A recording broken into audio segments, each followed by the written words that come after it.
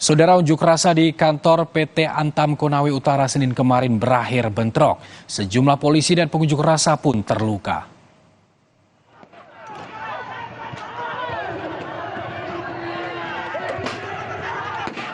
Awas, jangan menembak. Sebanyak 200 pendemo mendatangi PT Antam Konawe Utara, Sulawesi Tenggara. Saat tiba di lokasi, situasi semakin tak terkendali lantaran diduga ada oknum provokator yang membuat kisruh. Peristiwa Senin kemarin ini, saudara, memaksa polisi untuk menggunakan gas air mata yang dibalas dengan lemparan batu oleh peserta. Kericuhan pun tak terhindarkan.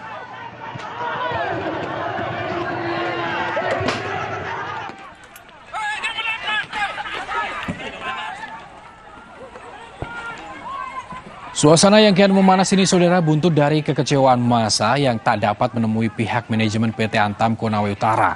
Mereka menuntut agar PT Antam bisa memberdayakan pengusaha serta warga lokal di tambang nikel Blok Mandiodo.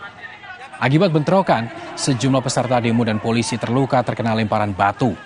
Meski sudah terkendali, namun peserta demo berjanji akan kembali menyuarakan aspirasi mereka hingga tuntutan dipenuhi.